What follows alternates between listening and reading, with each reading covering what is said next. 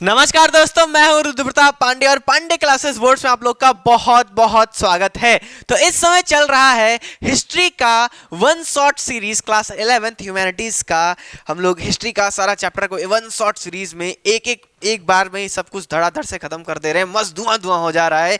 तो आज के वीडियो में हमारा पूरा का पूरा चर्चा होने वाला है आपके 9वां चैप्टर इंडस्ट्रियल रेवोल्यूशन में। आज लास्ट तक जाते जाते आप इंडस्ट्रियल रेवोल्यूशन के बारे में सारी चीजें जान जाएंगे। रेवोल्यूशन है क्या, किस चीज का। अभी तक हम लोग बहुत रेवोल्यूशन पढ़े हैं, है ना। इधर का क्रांति, उधर का क्रांति, हमेशा देखे मारकाट होता था, बदलाव हो जाता था। ये कैसा रेवोल्यूशन है, इंडस्ट्रीज में कैसा ही सब मारकाट वाला क्या रेवोल्यूशन, ऐसा कुछ। ये पूरा सिस्टम हम इस पूरे के पूरे चैप्टर में देखने वाले हैं। अंततः अंत तक बने रहेंगे तो आपका चैप्टर आपके एकदम मुट्ठी में हो जाएगा, पूरा धुआं धुआं हो जाएगा, एकदम क्लियर हो जाएगा सारा चीज।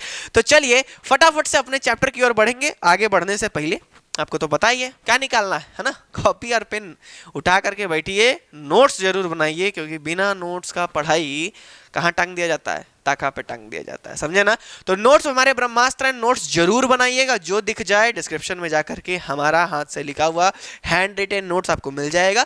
पीडीएफ डाउनलोड कर लीजिएगा, उसको पढ़ भी लीजिएगा और वीडियो देख लीजिए। बस हो गए महारत आप इंडस्ट्रियल रेवोल्यूशन में। तो चलिए फटाफट से स्टार्ट करते हैं और समझते हैं कि हुआ क्या है क्या हमारा इंडस्ट्रियल रेवोल्यूशन। तो अभी तक हम लोग बहुत सारा रेवोल्यूशन पढ़े, है ना। फ्रेंच रेवोल्यूशन, इंडिया में रेवोल्यूशन, हर जगह अरे रेवोल्यूशन अक्सर देखने को मिल जाता था कि जहां देखो भैया उन जगह रेवोल्यूशन।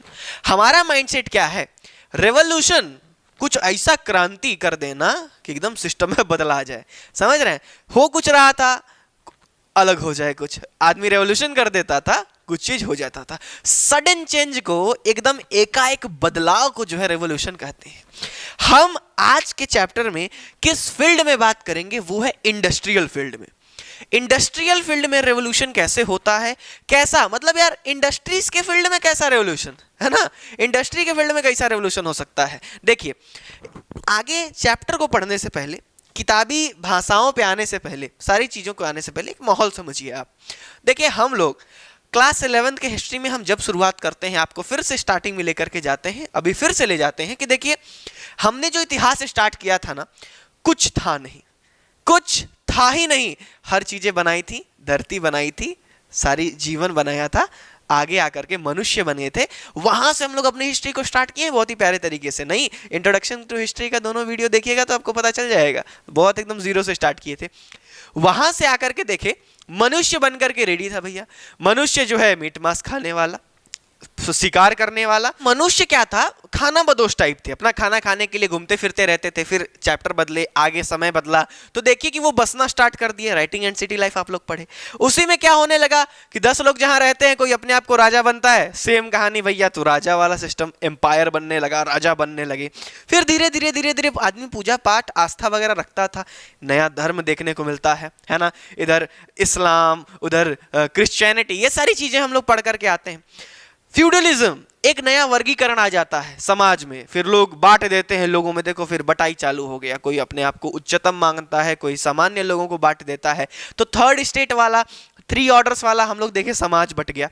ये सारी चीजें पढ़ करके आते हैं। फिर आगे चल करके देखते हैं कि एकाएक कैसे ये सारा क्रांति, मतलब जो भी भावनाएं पीछे की थी वो एकाएक बदलता है। चेंजिंग कल्चरल ट्रेडिशन, आपने जो चैप्टर पढ़ा देखेंगे वहां हर चीज बदल जाती है। और बदलने के बाद लोगों का माइंडसेट बदलने लगता है, लोगों का माइंडसेट बदलने लगता है। लोग सोचना स्टार्ट कर देते हैं, क्रिएटिविटी आ जाती है, प्रिंटिंग आ जाती है, टेक्नोलॉजी, अरे गजब का एकाएक जो है सडन चेंज आ जाता है। अब हम क्या देख रहे हैं, उसी सडन चेंज की वजह से जो लोग फ्यूडलिज्म के दिमाग वाले थे, वैसा रिलीजियन के प्रति सोच था, वो बदला।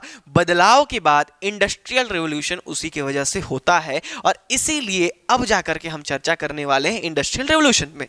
तो देखिए कहानी बहुत ही सिंपल सी है। अभी पहले क्या माहौल था, फ्यूडलिज्म वाला मानव था, सोच ही नहीं है, वो खाली धर्म के रिलेटेड आदमी सोचता था, धर्म को ही प्रचार प्रसार करना मेन उद्देश्य था, ये सारा भावना था। लेकिन जब रेनेसेंस हुआ, क्या हुआ, जब रेनेसेंस हुआ, जब पुनर्जागरण हुआ, एकाएक चेंजिंग कल्चरल ट्रेडिशन में आप लोग रेनेसेंस के बारे में देखे थे, सोसाइटी में रीबर्थ के बारे में देखे थे। वो किस चीज का रीबर्थ था, वो किस चीज का पुनर्जागरण था? अरे लोगों के सोच का, ह्यूमनिज्म डेवलप हुआ था, लोग सोचना स्टार्ट किए थे, क्रिएटिविटी बढ़ी थी। ये सब बढ़ा था तो लोग सोचना स्टार्ट कर दिए, और देखो जैसे ही सोचना स्टार्ट कर दिए, सबका सोच कहां कहां गया। कोई डेवलप कर दिया ज्योग्राफी का नियम, कोई साइंटिस्ट वाला फील्ड, कोई क्या आर्ट बनाया, कोई क्या सिस्टम बनाया, कोई क्या साइंस बनाया। एजुकेशन के फील्ड में, क्रिएटिविटी के फील्ड में, लर्निंग के फील्ड में, नॉलेज के फील्ड में जागरूकता बढ़ने लगी एकाएक। जहां मनुष्य का पहला मेन उद्देश्य क्या होता था? किसी राज्य को कब्जा कर लो, ये जगह को कब्जा कर लो, अपने धर्म का प्रचार प्रसार करो, इनको बंदी बनाओ, ये वाला सोच था। लेकिन सारा संस्कृति पलट खा गया, रीबर्थ हुआ, रेनेसेंस हुआ, पुनर्जागरण हुआ, और पुनर्जागरण के बाद, रेनेसेंस होने के बाद, रीबर्थ होने के बाद एकाएक सोच बदल गया आदमी का। सोच जैसे ही बदला, ज्ञान, नॉलेज, क्रिएटिविटी, लर्निंग, ये सब चीज आया। तो आप लोग चेंजिंग कल्चरल ट्रेडिशन में देखे, रेनेसेंस हुआ, रीबर्थ हुआ, क्या सोच था समाज का? एकाएक खचाक से सब कुछ बदल गया। बदलने के बाद आगे की चीजें, आर्ट एंड कल्चर में एक एक से आर्ट बना, साइंस में देखिए एक एक से नियम कानून, हर चीज आपको देखने को मिला। उसी नियम कानूनों की वजह से अब जाकर के इंडस्ट्रीज बनती हैं। लोग हाथ से जो काम करते थे, देखो आपको पता होगा, आदमी जो धंधा पहले से कर रहा था, आपको स्टार्टिंग में याद हो राइटिंग एंड सिटी लाइफ में, मनुष्य पहले अपने लिए भोजन तलाशा। एग्रीकल्चर में खुद का खाना वाना पीना जब उसका सिस्टम बन गया, तब वो आगे क्या करता है, जो बचा हुआ चीज रहता था, गेहूं अनाज जो भी बच जाता था, उसको बेचना स्टार्ट कर दिया। तो ट्रेडिंग तो वहीं से स्टार्ट हो गई थी। तो ट्रेडिंग थी, ऐसा नहीं कि इंडस्ट्रियल रेवोल्यूशन में ये कुछ ट्रेडिंग वगैरह का सीन है। देखो ट्रेडिंग, बिजनेस, ये सब चीज तो बहुत पहले से चालू था, बहुत पहले से ट्रेडिंग वगैरह बहुत पहले से चालू था। लेकिन सिस्टम क्या था? लोग हाथ से बनाते थे। किससे बनाते थे? हाथ से बनाते थे। आदमी, मनुष्य उस चीज को बनाता था। लेकिन अब चूंकि रिबर्थ हुआ, रेनेसेंस हुआ, चेंजिंग कल्चरल ट्रेडिशन हुआ, सारा बदलाव हुआ, लोग का सोच विकसित, नॉलेज विकसित, लर्निंग विकसित, क्रिएटिविटी विकसित हुआ, तो लोग जरूरत के हिसाब से जो है आविष्कार करना स्टार्ट कर दिए। कोई चीज का जरूरत होता था, आवश्यकता होता था, तो लोग आविष्कार कर देते थे। अब आविष्कार हुआ तो लो भैया, हाथ से जो चीज करते थे वो अब कैसे होने लगेंगी? मशीनों से होने लगेंगी। और ये हाथ से काम करते का पूरा बदलाव, मशीनों से काम करने का जो सिस्टम बदलता है, यही इंडस्ट्रियल रेवोल्यूशन में आप देखने वाले हैं। एक तरीके का रेवोल्यूशन है कि नहीं रेवोल्यूशन है? बताओ, रेवोल्यूशन का क्या मतलब होता है? एकाएक बदलाव। सालों से आदमी हाथ से काम करता था, क्या चीज करता था, ये सिस्टम चल आता रहता था, है ना। उसके बाद आप देखेंगे कि ये सोच कैसा था? चेंजिंग कल्चर ट्रेडिशन हुआ, रेनेसेंस हुआ, रीबर्थ हुआ, पुनर्जागरण हुआ। इसके बाद लोग टेक्नोलॉजी में कूदे, इंडस्ट्रीज में कूदे। आवश्यकता थी तो आविष्कार किए, और आवश्यकता, पता ही है यार, आवश्यकता से ही आविष्कार होता है। तो आविष्कार जब होने लगा, जब इन्वेंशन होने लगा, तो अब एक एक जो दिक्कत होती थी आदमी को, उसका आविष्कार हो जाता था। जो दिक्कत होती थी उसका आविष्कार, जो आवश्यकता उसका आविष्कार होने लगा। तो धीरे धीरे धीरे धीरे इन्वेंशन होने लगता है। चीजें हाथ से ऐसे इस्तेमाल करने से मैकेनिकली होने लगती हैं, मशीन के द्वारा होने लगती हैं। और ये बदलाव, वो इंडस्ट्रियल रेवोल्यूशन, उस समय से लेकर के आज भी वो रेवोल्यूशन चालू है। देखिए बदलाव होते जा रहा है ना। कहां 10 साल पहले जाइए, मोबाइल कैसा हुआ करता था। फोन करना हो तो पहले छत्ते पे चढ़ जाओ, टंकी के ऊपर चढ़ के आदमी को फोन करना पड़ता था, है ना, टावर नहीं पकड़ता था। तो अब देखो 5G का जमाना आ गया है। बदलाव ही तो है। वही रेवोल्यूशन अभी भी तो कंटिन्यू है। एक एक चीज आवश्यकता है, आविष्कार हो रहा है। अब भैया पहले के आदमी पैदल जाते थे, बैलगाड़ी पे चक्का बांध के जाने लगे, फिर इंजन लगा करके बढ़ने लगे, 2 चक्का से 4 चक्का पे आए, स्टीयरिंग संभालने लगे। अब क्या है भैया, उन कोनो को स्टीयरिंगों नहीं संभाला, लो इलेक्ट्रिक गाड़ी, बैठ जाओ, ऐसे करके गाड़ी लेके जा करके छोड़ देगी। क्या हुआ? लोगों को जमीन पे नहीं चला गया तो उड़ के जाने लगे, पानी से जाने लगे। भाई आवश्यकता, आविष्कार हो रहा है। 10 साल पहले कोई से बात करना हो, चले जाओ बाहर, इधर उधर तनिको टावर छोड़ा जब, या छत्ते पे चढ़ जाओ, पर जा करके हेलो हेलो करते थे तो टावर पकड़ता था। अब मतलब देखिए नेगेटिव इंपैक्ट भी है, ऐसा नहीं कि बहुत है, लेकिन फिर भी नेगेटिव पॉजिटिव अभी आगे आएगा चैप्टर में। लेकिन फिर भी देखिए कितना बदलाव है। उसी समय का रेवोल्यूशन, वही रेनेसेंस, रीबर्थ हुआ, लोग सोचना स्टार्ट किए। अभी भी डेवलपमेंट वैसे ही है, बहुत ज्यादा पिछले 20-30 साल में हुआ है ना। बहुत ज्यादा इंटरनेट के आने के बाद तो एकदम बवाले मच गया। तो वही चीजें हैं कि कहां सिस्टम कैसा था, एकाएक सडन चेंज होता है। सडन चेंज होने के बाद चीजें होने के बाद, एकाएक बदलाव होने के बाद क्या मस्त ग्रोथ होता है, इसी चीज को, ये पूरा बदलाव जो होता है, यही इंडस्ट्रियल रेवोल्यूशन में आप देखने वाले हैं। कहानी पकड़ में आ गया, माहौल समझ गए ना? तो यही सिस्टम था, ठीक है ना? तो आप हमसे कोई पूछे बताओ इंडस्ट्रियल रेवोल्यूशन, मत कहना अरे यार देखो पहले सिस्टम कैसा था, रिबर्थ हुआ, रेनेसेंस हो गया, पुनर्जागरण हो गया, एकाएक बदलाव आ गया, लोग सोचना स्टार्ट किए, अपने आवश्यकताओं के लिए आविष्कार करना स्टार्ट कर दिए, आविष्कार की एक एक चीज का, स्टीम इंजन बना, स्टीम इंजन के बाद आगे चल करके डीजल इंजन, ये सारी चीजें इंजन बनना स्टार्ट हो गए, इंजन बना, जहाजों में फिट, उड़ने वाले जहाजों में फिट, मोटरसाइकिल में फिट, भाई आविष्कार होते चले गए। इंडस्ट्रियल रेवोल्यूशन, ये पूरा रेवोल्यूशन, मशीन करने लगे, इंडस्ट्रीज बनने लगी, जहां हाथ से काम होता था वहां ऑटोमेटिक मशीन काम करने लगा, इस सारा चीज रेवोल्यूशन हो गया। और यही रेवोल्यूशन में आप पढ़ने वाले हैं, इंडस्ट्रियल रेवोल्यूशन में, जिसमें इन्वेंशन होगा, बदलाव होगा, और बदलाव होगा तो बढ़ोतरी, डेवलपमेंट भी होगी। तो कहानी तो आप पकड़ लिए हैं, अब चलिए फटाफट से अपने चैप्टर के ऊपर आते हैं। देखिए ये वही वाला सीन है, पहले फ्यूडलिज्म चलता था ना, अब क्या हुआ, एकाएक पहले ये क्लर्जी साहब लोग हैं, इन्हीं लोगों का सारा चीज चलता था, फिर क्या हुआ, रेनेसेंस वाला पीरियड आया, ठीक है, माहौल बदला, रेनेसेंस आया, रीबर्थ हुआ, रीबर्थ के होने के बाद देखिए पूरा सिस्टम आप चेंजिंग कल्चरल ट्रेडिशन में आप पढ़िए, ध्यान से देखिए कैसे रेनेसेंस हुआ, रीबर्थ हुआ, लोग नया नया थ्योरी दिए, उधर कैसा खतरनाक खतरनाक पेंटिंग आदमी किया, कैसा खतरनाक खतरनाक आर्ट साइंस के फील्ड में, ये पूरा का पूरा रेनेसेंस, रीबर्थ, बदलाव हुआ, और बदलाव के बाद सोच बढ़ गया, विकसित हो गए, सोचना स्टार्ट किए, आवश्यकता के लिए आविष्कार करना स्टार्ट कर दिए, और आविष्कार होगा तो लोगों की क्रिएटिविटी बढ़ी, नॉलेज बढ़ा, लर्निंग बढ़ा, सब किसका देन है, रेनेसेंस का देन है, सब रीबर्थ का देन है।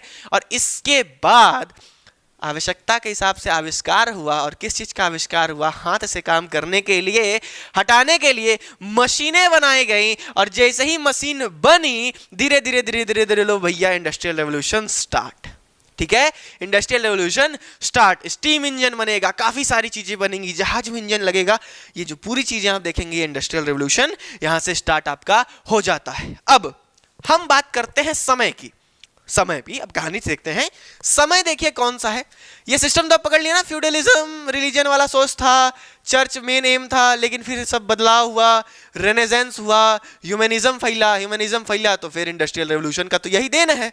अब दो चीज को आप ध्यान से समझिए, अगर हम बात करते हैं इस शब्द की, इंडस्ट्रियल रेवोल्यूशन, ये जो टर्म है इंडस्ट्रियल रेवोल्यूशन, ये यूरोपियन स्कॉलर के द्वारा पहली बार, और जो जॉर्ज मैडेट हैं इनके द्वारा पहली बार फ्रांस में इस्तेमाल किया गया था, और फ्रेडरिक एंजेलिस से इनके बार जो है जर्मनी में टर्म यूज किया गया था। तो इन लोगों ने इंडस्ट्रियल रेवोल्यूशन का जो है टर्म इस्तेमाल किया। अब इसका हम बात करते हैं कि हुआ कहां। तो इंडस्ट्रियल रेवोल्यूशन जो स्टार्ट होता है, टाइमिंग क्या है, 1760 से लेकर के 1850, ये समय का दौर है, इसी दौर में इंडस्ट्रियल रेवोल्यूशन वगैरह आपको देखने को मिलेगा, ये दौर है, ये टाइम पीरियड है। जगह कौन सी है, तो ये देखिए भैया पूरा वर्ल्ड में एक जगह है ब्रिटेन, ठीक है ना, वर्ल्ड में एक जगह है ब्रिटेन, ब्रिटेन में इंग्लैंड में जाकर के इसकी शुरुआत आपको देखने को मिलती है, ठीक है। तो टाइमिंग पता चल गया कि हाँ भैया 1760 से 1850 का समय है, जगह पता चल गया कि यूनाइटेड किंगडम है, देखिए आपके सामने, पूरा धरती है, धरती में यूरोप में यहाँ पर इंग्लैंड है, ठीक है, इसको और बड़ा कर दिए तो यहाँ पर आपका पूरा सिस्टम देखने को मिल जाएगा। तो यहाँ से जो पूरी सारी शुरुआत है आपको देखने को मिलती है, ठीक। तो टाइमिंग और प्लेस आपको क्लियर हो गया। अब हम आगे बढ़ते हैं फटाक से। देखिए ये यूरोप में, इंग्लैंड में स्टार्ट हुआ था।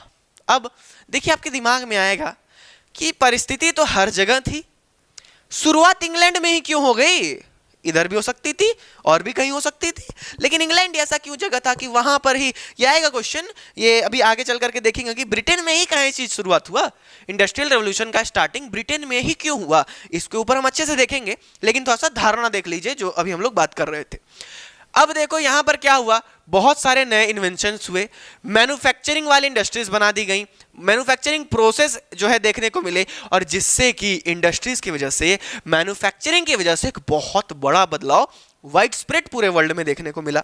आगे बढ़ते हैं तो जो बदलाव था वो क्या था, पहले हाथ से जो है चीजें बनाई जाती थी, पैंट फट गया हाथ से सी देते थे, कुछ फट गया हाथ से हो जाता था, अब सिलाई मशीन है, खोलो cut cut cut cut cut cut cut cut, लो भैया बन करके तैयार। पहले कपड़ा खींचना पड़ता था, डालो ड्र करो कपड़ा धो के तैयार हो गया, है ना। तो अब सारा सिस्टम क्या हो रहा है, हैंड प्रोडक्शन से किस में बदला हो रहा था, मशीनों में बदला हो रहा था। और ये कपड़ा धोना तो हम ऐसे बता दी, लेकिन वहां पर क्या सिस्टम बदला, सबसे पहले कॉटन में सारा सिस्टम बदला। जो कपड़ा वाला सिस्टम था उसमें ही ये सारी चीजें हुई। पहले मशीन इन्वेंट की गई। देखिए होता है क्या, कॉटन है, कॉटन से आदमी धागा बना लिया, फिर धागा को गुह गुह करके ये कपड़ा, देखिए हमारे जैसे एक कुर्ता है तो ये कुर्ता धागे से ना बना है ना। अब ये धागा किसी कॉटन से निकाला गया है, तो ये पूरा सिस्टम होता था। तो लोग हाथ से पहले करते थे, वो चलाई चलाई के हाथ से हुआ करता था। फिर लेकिन जरूरत के हिसाब से फिर मैन्युफैक्चरिंग मशीनों के द्वारा की जाने लगी। यही सारा सिस्टम आपको देखने को मिलता है। और किस किस फील्ड में, लोहे के फील्ड में, कोयला के फील्ड में, ये कॉटन वाले फील्ड में जो स्टीम इंजन बना दिया गया, लोहा वगैरह भी मैन्युफैक्चरिंग इंडस्ट्रीज में आया, कोल का इस्तेमाल होने लगा। कॉटन के फील्ड में भी मशीनें देखने को मिलती हैं, स्टीम इंजन, जेम्स वाट साहब आगे चल करके आप देखेंगे, ठीक है। मशीनों का इन्वेंशन होने लगा, ये सारी चीजें आप देखने को मिलते हैं। इंग्लैंड में शुरू हुआ, पूरे दुनिया में ग्रेजुअली धीरे धीरे वाइड स्प्रेड हो गया। क्यों, यही इंग्लैंड आगे चल करके, अब भैया अपने जो हो जाते हैं ठीक ठाक तो दूसरों पे कब्जा करना स्टार्ट करते हैं। अब कब्जा जैसे जैसे करेंगे तो अपना रीति रिवाज वहाँ भी छोड़ेंगे, अंग्रेजी भी वहाँ छोड़ेंगे, जिसके वजह से हमको आपको सबको अंग्रेजी बहुत ज़्यादा जरूरी हो जाता है। तो लो भैया अपना तो बंटाधार करने के बाद हर जगह गए। तो देखो दोनों चीज़ का एक पॉजिटिव इम्पैक्ट भी है, निगेटिव इम्पैक्ट भी है। अंग्रेज भारत पे आए, बहुत बड़ा नेगेटिव इम्पैक्ट भी है। अंग्रेज भारत पे आए, बहुत बड़ा पॉजिटिव इम्पैक्ट भी है। मतलब एक तरीके से देखिए पॉजिटिव ही है कोई चीज़ें और नेगेटिव भी है कोई चीज़ें, ठीक है ना। तो इसके ऊपर एक बड़ा डिबेट एकदम हो सकता है ना, कि काफ़ी चीज़ें होता है। स्कूल में हम लोग के करवाया जाता था कि बताइए अंग्रेज भारत में आए तो फ़ायदा किए कि नुकसान किए, तो हम लोग गुस्सा के बोल देते थे नुकसान है ना किए, नहीं आए होते हम लोग कितने लोग नहीं मरे होते। तो टीचर जो थे वो सवाल उठा देते थे, तो बताओ फिर इतना डेवलपमेंट कैसे होता है। ये बहुत सारी चीज़ें थी। तो हर एक चीज़ का तगड़ा डिमेरिट होता है, तगड़ा जो है क्या होता है, एडवांटेज होता है। ये सारी चीज़ें यहाँ पर हुई। तो जहाँ जहाँ गए ये लोग वहाँ वहाँ अपना चीज़ें छोड़ते गए, आगे बढ़े। तो उस समय का पहले का अगर हालात हम लोग देख लें, ये इंडस्ट्रियल रेवोल्यूशन के पहले का हालात अगर हम लोग देख लें, तो ज़्यादातर बिजनेस जो था वो खाली एग्रीकल्चर के दम पे सारा सिस्टम होता था। एग्रीकल्चर में ये लोग बहुत ज़्यादा जो है एग्रीकल्चर खेती वगैरह करते थे। खेती में सरप्लस मतलब जो बच जाता है अपना इस्तेमाल करने के बाद, 2 कुंटल मान लीजिए 30-40 कुंटल आपको गेहूँ धान होता है, आपके परिवार 5 कुंटल में निपट जाते हैं, बचा हुआ 35 कुंटल क्या करेंगे, बेच देंगे, है ना, यही होता है। तो ये इस चीज को क्या कहते हैं, सरप्लस कहते हैं। तो ये सारा बढ़ने लगा। तो खेती, फार्मिंग बहुत तगड़ा चल रहा था, है ना। इंडस्ट्रियल रेवोल्यूशन के पहले एग्रीकल्चर रेवोल्यूशन हो चुका था, यानी कि फार्मिंग बहुत ज्यादा थी, खेती बहुत ज्यादा तगड़ा तरीके से वहां पर हुआ करता था।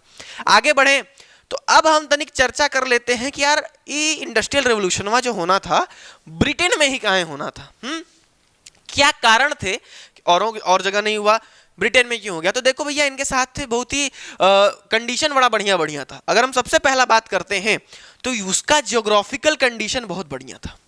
ज्योग्राफिकल कंडीशन क्यों, आप देखिए ध्यान से, ये जो इंग्लैंड है ना, ये चारों तरफ, अच्छा अंग्रेजी चैनल याद है ना, हम लोग जब उसमें पढ़ रहे थे तो इंग्लिश चैनल से ही आए थे सब कब्जा करने के लिए, याद होगा, ठीक है।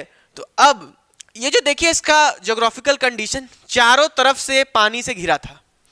तो इनको कहीं भी ट्रेड करने के लिए जाना होता था पूरे वर्ल्ड में। देखिए ये है ना प्लेस, अब इनको इंडिया भी आना है इधर, तो अपना इधर से आएंगे, घूम घाम के चले गए, ठीक है। उधर कहीं जाना है तो इधर से चले गए। मतलब कि ये लोग का ज्योग्राफिकल कंडीशन इस प्रकार का था कि इनको दूसरे जगह जाना होता था तो ये दूसरे कंट्री से नहीं घुस पाएंगे, है ना, घुसने का जरूरत इनको नहीं पड़ता था। मान लीजिए जैसे कि हम लोग हैं, हम लोग को इधर कहीं जाना हो गया तो अब भाई दूसरे कंट्री से ही तो होकर के जाना होगा ना। अब तो इस हिसाब से, लेकिन इन लोग के साथ एक ये चीज था क्या कि पूरा चारों तरफ से पानी से घिरे हुए थे, कहीं से पुट से निकल जाते थे। तो ऐसा नहीं था कि दूसरे कोई कंट्री बाधा डालने की, नहीं हमारे तरफ से जाओगे तो तुमको टैक्स देना पड़ जाएगा। आगे चल करके बहुत सारा, अब देखिए ना, समुद्र को ढकने के लिए इतना सारा कैनाल बनाया गया, पैमाना, बहुत सारे ऐसे कैनाल बनाए गए जहाँ से जहाजें पास होती हैं, वो लोग टैक्स भरते हैं तब पास होती हैं अलग अलग देशों में, है ना। तो ये सारी चीजें आपको देखने को मिलेंगी। पहला कंडीशन हो गया क्या, ज्योग्राफिकल। तो ये सराउंडेड बाई ओशन था। अगर ओशन था तो इंपोर्ट और एक्सपोर्ट करने में इनको बहुत आसानी हुआ करती थी। इनका मन करेगा पट्ट से इधर घुस गए, इनका मन करेगा पट्ट से उधर कर गए, तो इंपोर्टेशन और एक्सपोर्टेशन आसान हो गया था। कोई टैक्स वगैरह किसी को देने की जरूरत नहीं हुआ करती थी, है ना। दूसरे कंट्रीज का कोई इंटरफेरेंस नहीं था, आराम से अपना कहीं यहाँ जा सकते थे। तो एक तो हो गया ज्योग्राफिकल कंडीशन। दूसरा जो है वो है एग्रीकल्चरल रेवोल्यूशन। इसके पहले खेती बहुत ही तगड़ी हुई थी। एग्रीकल्चर के फील्ड में एग्रीकल्चरल रेवोल्यूशन बहुत ही बढ़िया हुआ था। इससे क्या हुआ था कि 17वीं शताब्दी में जो सरप्लस था वो मस्त बच जाता था, एग्रीकल्चर तगड़ा होता था। अब सरप्लस मतलब वही 40 कुंटल की है, 5 कुंटल में काम हो जाता था तो 35 कुंटल रख दिए बेचने के लिए, तो जो ज्यादा बच जाता था वही सरप्लस। ट्रेडिंग बढ़ गया, बिजनेस बढ़ गया। अब इससे क्या होता था कि भाई लो बढ़िया है, हंसते फुल रहे हैं। तो दूसरा एग्रीकल्चर रेवोल्यूशन काम का था। तीसरा जो इनका मददगार साबित हो गया वो क्या था, इनके कॉलोनियल पोजीशन। ये लोग जितना जगह कब्जा किए थे, आगे आप देखेंगे कि ये लोग जितना जगह, आप देख रहे हैं ना लाल लाल जितना जगह है, ये कुल जगह ये लोग भाई साहब कब्जा ये लोग किए थे। अब जितना जगह कब्जा किए थे वहां से ये लोग क्या करते थे कि रॉ मटेरियल लेके आते थे। हम लोग के इंडिया का बात करें, इंडिया से मसाला, कॉटन, कितना कॉटन के लिए हंगामा होता था, जबरदस्ती बोलते थे कि नहीं इसका खेती करो। तो कॉटन वगैरह यहां से ले जाते थे अपने के यहाँ, रॉ मटेरियल यहां से ले गए, वहां पर इंडस्ट्री में रॉ मटेरियल डाल करके फिनिश गुड जो होता था, अरे सूती, अरे आपका रुई ले गए उधर से, रुई ले जाने के बाद उधर से कपड़ा बना करके ला करके बेच देते थे। तो इतना तगड़ा सिस्टम, कोलोनाइजेशन का इन लोग को बहुत फायदा होता था। रॉ मटेरियल हर जगह से ये लोग लाते थे कम दाम पर और यहाँ आकर के मैन्युफैक्चरिंग किया करते थे। एक चीज, इनकी कॉलोनीज बहुत ज्यादा थी पूरे देश में, आप देख ही लिए। रॉ मटेरियल हर जगह से इंपोर्ट करते थे, अपने यहाँ लाते थे, और जो फिनिश्ड गुड है, सूती लाए, कपड़ा बना करके एक्सपोर्ट कर दिए, लो जाओ पहनो हमारा। अब इससे क्या हुआ, ट्रेडिंग बढ़ी, मैन्युफैक्चरिंग बढ़ा, बिजनेस बढ़ा। बिजनेस बढ़ेगा तो भैया प्रॉफिट बढ़ेगा, प्रॉफिट बढ़ेगा तो लोग आगे भी चल करके देखेंगे फायदा होने लगा। और तो और इनके बहुत सारे इन्वेंशंस हुए। अब इन्वेंशन से क्या हुआ, इन्वेंशन की वजह से, इन्वेंशन जो है बहुत ही ज्यादा इंपॉर्टेंट रोल निभाते हैं इंडस्ट्रियल रेवोल्यूशन में। इन्वेंशन, आविष्कार, रेनेसेंस होने की वजह से, रीबर्थ होने की वजह से सोच बढ़िया हो गया था, सोच बढ़िया हो गया था तो आविष्कार करने लगे। और आविष्कार का इंडस्ट्रियल रेवोल्यूशन में बहुत ज्यादा मान्यता है, बहुत ज्यादा काम है।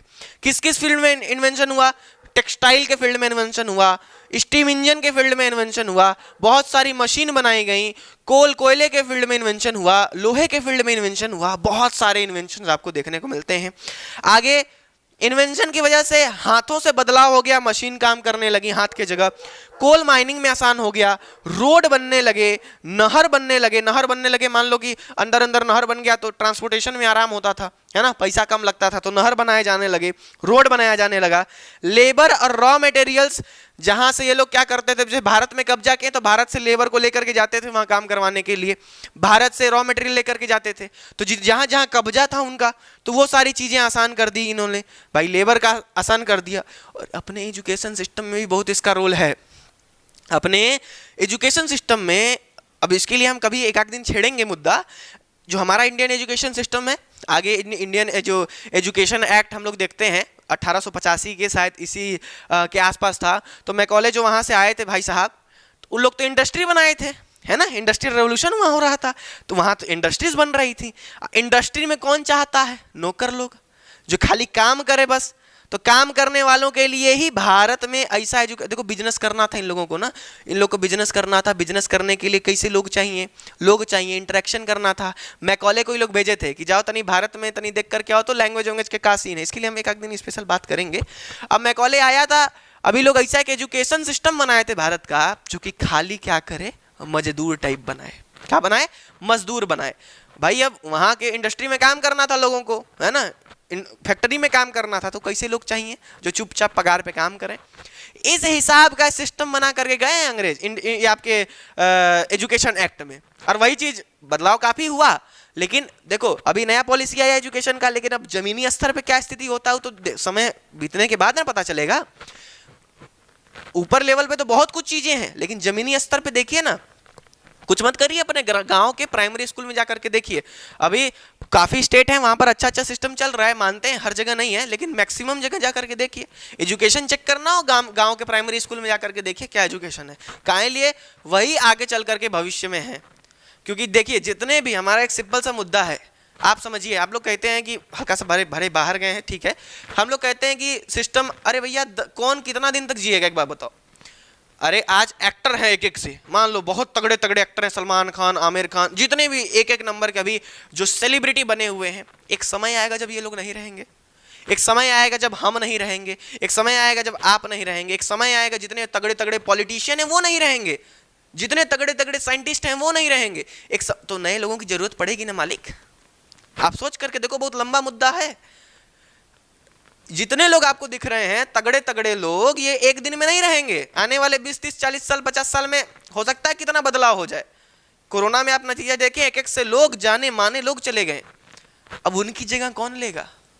ये जो नया भारत, जो नए भारत के लोग हैं, जो नए स्टूडेंट हैं, हम लोग हैं, आप लोग हैं, यही लोग तो उन लोगों की जगह पर आएंगे। और अगर एजुकेशन सिस्टम बिगड़ा रहेगा तो फिर कैसे मजा आएगा? समझ रहे हैं ना? तो खैर एजुकेशन सिस्टम पे हम आगे, सॉरी, है ना, ये सिस्टम इस हिसाब से था। क्यों? क्योंकि इंडस्ट्रियल रेवोल्यूशन हुआ, इन लोग को खाली लेबर चाहिए थे यार। इंडिया में आकर के ऐसा शिक्षा नीति लाए कि जो देखो सोचना ही नहीं देगा। इस सिस्टम यहाँ का ऐसा है कि तुम लंबा सोच ही नहीं सकते, एकदम सोच ही नहीं सकते। अगर तुम का सोच सकते हो, सोचो तुम भारत के प्रधानमंत्री बन सकते हो, कभी सोचो कैसा है? आप सोच तक नहीं सकते, सोचने में डरते हैं। जाकर के बोलिए पापा पापा हम प्रधानमंत्री बनना चाहते हैं, 10 लात मारेंगे तुमको, है कि हम नहीं बन पाए तुम बनोगे। ये क्या है? ये सिस्टम ऐसा बना करके गया है, ये सोच ऐसा पहले से बना दिया गया है। क्रिएटिविटी रिबर्थ हुआ वहां पर, काश वैसा रिबर्थ इधर हो, हर जगह हो। ऐसा नहीं है कि देखो हर जगह भले ये सिस्टम नहीं, लेकिन कम है ना, हर जगह होना चाहिए ना, यही वाला बात कर रहे हैं। तो रिबर्थ आप लोग भी लाइए, एक तरीके का नया सोच लाइए। ये जो घिसा पिटा, ठीक है बोर्ड का सिलेबस पढ़ो ना, क्या दिक्कत है, लेकिन रियल ज्ञान पे ध्यान दीजिए, रियल स्किल पे ध्यान दीजिए, ताकि आगे चल करके काफी काम दे। ये सब खैर बात अभी इसमें करना ठीक नहीं रहेगा, इसके लिए स्पेशल वीडियो में हम लोग बात करेंगे, है ना। तो आगे बढ़ते हैं, इंडस्ट्रियल रेवोल्यूशन में हम लोग थे, सॉरी, है ना। अब आगे चलते हैं। देखिए कोलोनाइजेशन में इन लोगों कॉलोनाइज जो भी चीजें थी वहां से रॉ मटेरियल, लेबर ये लोग लेकर के जाते थे, तो फायदा होता था। एक काम का था पूरे इंग्लैंड में, है ना, पूरे इंग्लैंड में खाली एक चीज का, देखो एग्रीकल्चर रेवोल्यूशन हुआ। यहाँ का ज्योग्राफिकल कंडीशन आप लोग देख ही लिए कैसा था। आगे बढ़े तो यहाँ पर आप देखिए एग्रीकल्चर रेवोल्यूशन की वजह से काफ़ी मदद मिली इंडस्ट्रियल रेवोल्यूशन को। आगे चीज़ें देखेंगे तो जितनी कॉलोनाइज हैं ये हर जगह से ये लोग अपना सामान ला करके रॉ मटेरियल ला करके काम करते थे, लेबर लेकर के आते थे, तो ये फायदा हुआ। आगे चल करके देखिए तो कॉटन इंडस्ट्री का हम बात कर रहे हैं, तो कॉटन लेकर के जाते थे हर जगह से, कपड़ा लेकर के आते थे, कॉटन लेकर जाते थे, कपड़ा लेकर के आते थे, तो बिजनेस बढ़ रहा था। आगे बढ़िए तो अब देखिए जो पूरा सिस्टम आप देख रहे हैं ना ब्रिटेन का, यहां पर खाली एक राजा था। राजा का नाम है आपके जॉर्ज III है शायद, है ना। ये आपके राजा हैं। राजा क्या था? पूरा मोनार्किज्म था, पूरे जगह था, कोई लोकल अथॉरिटी नहीं थी कि अलग अलग गुट नहीं था, तो इससे कोई टैक्स वगैरह का सिस्टम नहीं था। एक राजा था, एक नियम था, ट्रेड को बढ़ावा मिल रहा था। बार्टर सिस्टम से मनी एक्सचेंज सिस्टम पे हम लोग आ गए। यानी कि बार्टर सिस्टम क्या, हमको गेहूं चाहिए, तुम्हारे पास चप्पल है, हमको चप्पल दे दो तो हम तुमको गेहूं दे देंगे, सामान के बदले सामान, तुमको पढ़ाई चाहिए, हमको लिखाई चाहिए, हम लिखाई दे दें, पढ़ाई दे दो। अरे बार्टर सिस्टम वही यार, है ना, बड़े हैं हम लोग। सामान के बदले सामान, हमको नींबू चाहिए, तुमको मिर्चा चाहिए, लो एक्सचेंज हो गया, हम नींबू दे दिए, नींबू के बदले मिर्चा ले लिया। हमको धनिया चाहिए, तुमको टमाटर चाहिए, लो धनिया के बदले टमाटर। लेकिन अब क्या, तुमको टमाटर चाहे धनिया, चाहे लौंगलता, चाहे समोसा चाहिए, क्या? पैसा, है ना। पैसा से सारा एक्सचेंज हो रहा है। तो बार्टर सिस्टम से कौन सा सिस्टम आ गया? मनी एक्सचेंज सिस्टम आ गया, जो कि काफी बदलावजनक था। डिमांड लोगों की बढ़ने लगी, डिमांड बढ़ने लगा तो मार्केट बढ़ने लगा, ठीक है। डिमांड बढ़ा, मार्केट बढ़ा, मार्केट बढ़ेगा तो बिजनेस बढ़ेगा, प्रॉफिट बढ़ेगा। अच्छा, और आगे चल करके आप देखते हैं कि बड़े बड़े जो लैंड लॉर्ड्स थे वो क्या करने लगे ना, छोटा छोटा जमीन खरीदने लगे।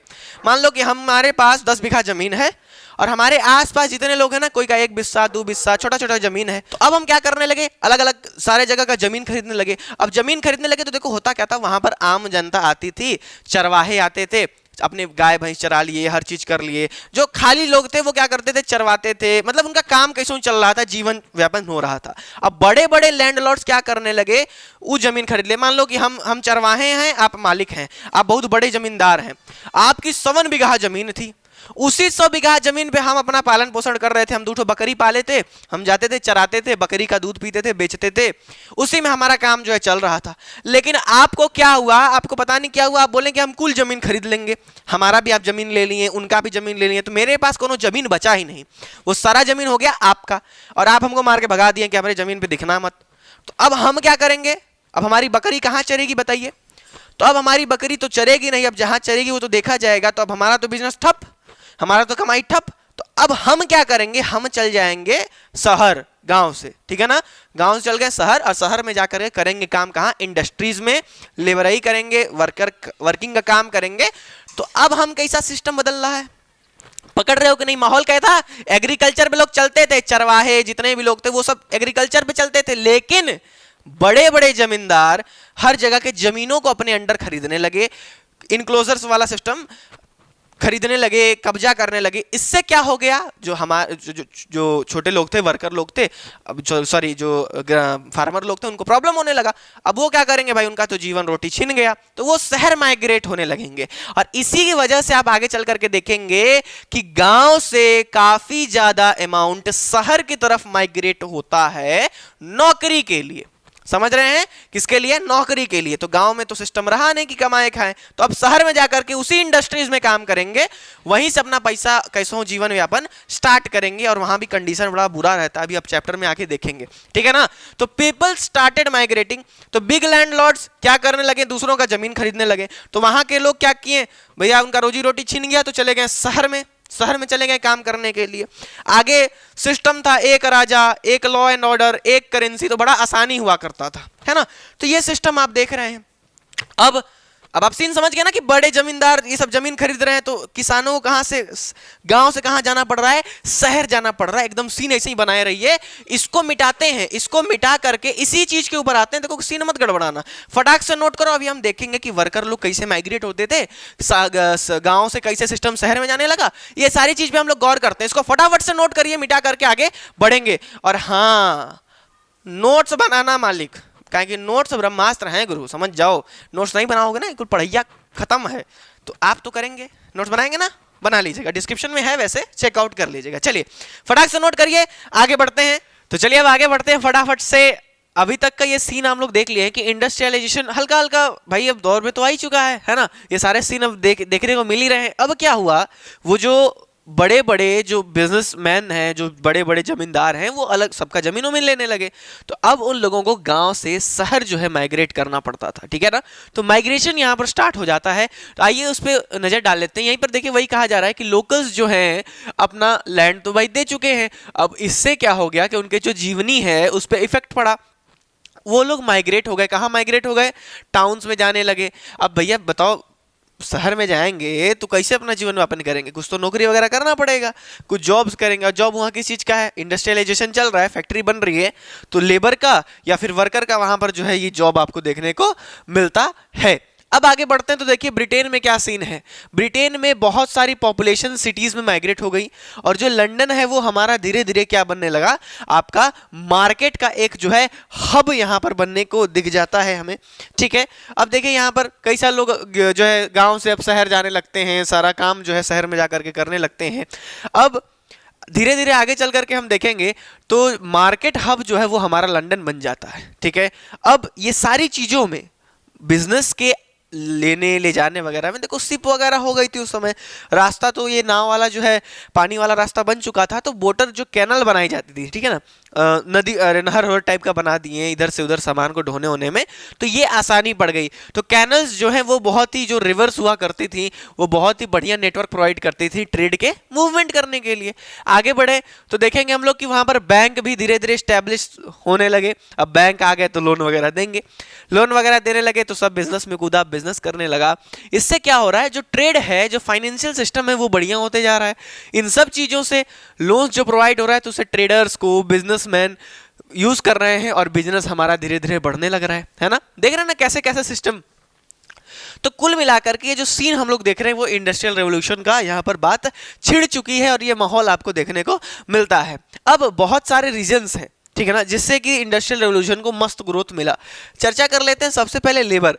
देखिए इंडस्ट्रीज जो है बनना स्टार्ट हो गई थी, है ना। तो लेबर के ऊपर बात कर रहे हैं तो वही वाला सीन, इनक्लोजर्स की वजह से वो जो सारी चीजें उनका जमीन वगैरह छेड़ रहा था, तो वो लोग लेबर्स, और लेबर्स दो जगह से इस्तेमाल किए जाते थे, आ जाते थे, अवेलेबल हो जाते थे। तो ये तो जो माइग्रेट किए हैं, और दूसरे जो कॉलोनीज थी जहां पर उन लोगों का शासन राज चल रहा है, वहां से भी वो लोग लेबर बुला लेते थे, तो काम हम करने के लिए लेबर का जुगाड़ हो जाता था। बैंक्स वगैरह बहुत ही अहम रोल निभाती थी क्योंकि लोन वगैरह का सिस्टम हो गया। ट्रांसपोर्टेशन, शिप वाला जो सिस्टम है, जो शिप से ट्रांसपोर्टेशन इंपोर्ट और एक्सपोर्ट हो रहा है जहाजों से, वो काफ़ी हद तक मदद किया इंडस्ट्रियल रेवोल्यूशन में। आगे बढ़े, बहुत सारे इन्वेंशंस होते गए, जो कि आपको पता ही है इन्वेंशन हुआ, उससे भी काफ़ी मदद मिला। लोहे की इंडस्ट्रीज, रेलवेज इस्टेब्लिश करी गई, लोहे का इंडस्ट्री जो है इस्टेब्लिश किया गया। स्टीम इंजन का खोज हुआ, स्टीम इंजन को बनाया गया।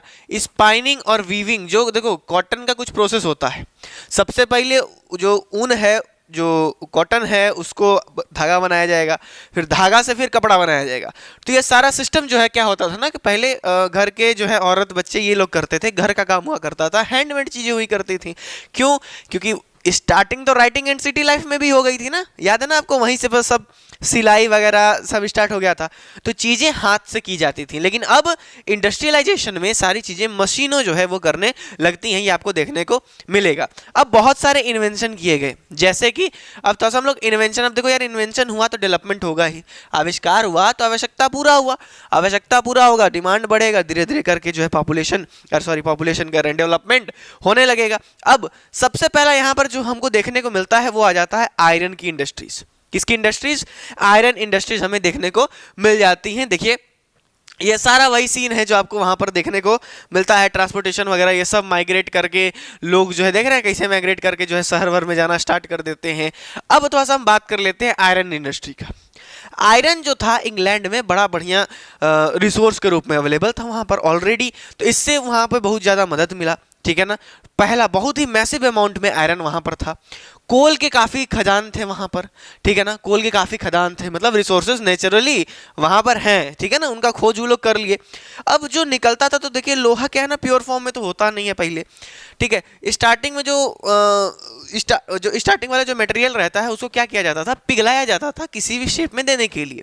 इसके लिए बहुत ज़्यादा टेम्परेचर दिया जाता था। अब देखेंगे आप यहाँ पर, देखिए आप लोग अक्सर देखे होंगे कई सारी लोहा को पिघला करके किसी भी चीज़ में ढाल सकते हैं, है ना, लोहा पिघला दिए उसको किसी भी चीज़ का शेप दे सकते थे। अभी तो भाई हाई टेम्परेचर हो गया, इलेक्ट्रिसिटी से लेकर के तमाम तरीके की चीज़ें हैं जो कि इसके इस्तेमाल में आ रही हैं। लेकिन उस समय स्मेल्टिंग के लिए जो है किसका इस्तेमाल होता था? कोल का इस्तेमाल होता था, ठीक है ना।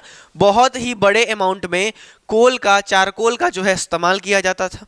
अब चारकोल से हीट पैदा कर रहे हैं, हीट पैदा करने के बाद, अब तो खैर प्रेशर वगैरह से, हीट टेम्परेचर से सब काम हो रहा है। अब चारकोल से हीट पैदा कर रहे हैं, हीट पैदा करने के बाद जो है उस लोहे को पिघला रहे हैं, फिर जाकर के एक शेप दे रहे हैं, तो चीजें चल रही थी। लेकिन चारकोल वाला जो सिस्टम था उतना आनंद नहीं दे रहा था, उतना मजा नहीं दे रहा था, ठीक है ना, क्योंकि एक तो इतना बड़ा अमाउंट में ढो करके लाना, ट्रांसपोर्टेशन का वैसे ही उतना प्रॉब्लम हुआ करता था, ढो करके लाना, जलाना, फिर उसके बाद उसको मतलब करना, मतलब उतना सटीक जो है वो, उतना हीट जो है वो प्रोड्यूस उतना नहीं कर पाता था, तो उतना आनंद इसमें नहीं था। आगे चल करके जो बहुत ही भारी समस्या जो है यहाँ पर देखने को मिलती है स्मेल्टिंग में, इस चीज़ का लेकर के कि चारकोल का जो इस्तेमाल हो रहा है वो उतना बढ़िया सा नहीं हो पा रहा है। तो इसी का एक फॉर्म होता है, आगे चल करके देखेंगे तो ये जो प्रॉब्लम है वो सॉल्व करते हैं आपके अब्राहम फैमिली के लोग। आगे अभी हम आएंगे, देखिए वह लोग ये चीज़ को ही बनाते हैं। अभी इधर जैसे कि हम लोग बात कर रहे हैं अब्राहम फैमिली की, तो इन्होंने जो अब्राहम थे, इनमें 3 लोग थे, इनके दादा, उनके लड़का और उनके पोता जो है ना, ये 3 लोग ब्लास्ट फर्नेस के ऊपर क्या बनाए, ये लोग एक ब्लास्ट फर्नेस बनाए जो कि इसको पिघलाने में बहुत ज़्यादा मददगार साबित होता था, ठीक है ना। तो ये इन लोग का इन्वेंशन था, ब्लास्ट फर्नेस बनाए। तो ये क्या करता था, ये कोक का इस्तेमाल करता था, एक चारकोल का ही फॉर्म है समझ लीजिए, ठीक है, जिससे कि हाई टेम्परेचर जनरेट होता था और ये चारकोल के इस्तेमाल को रिप्लेस कर दिया, सही रहने लगा, सिस्टम जो है सही होने लगा। काफ़ी कुछ कमियां आती गई, वो धीरे धीरे भविष्य में और भी इन्वेंशन होते गए, उसको सुधारते हुए निकलते गए। अब जो ये वाला सिस्टम था, ये जो ब्लास्ट फर्नेस वाला जो सिस्टम था, काफ़ी मददगार साबित हुआ सबके लिए, है ना। अब इनका जो 3 पुश्तें थी इसी पे काम की। आगे चल करके देखेंगे, मतलब कि सुनिए, ये चीज होने से लोहा पिघलने लगा।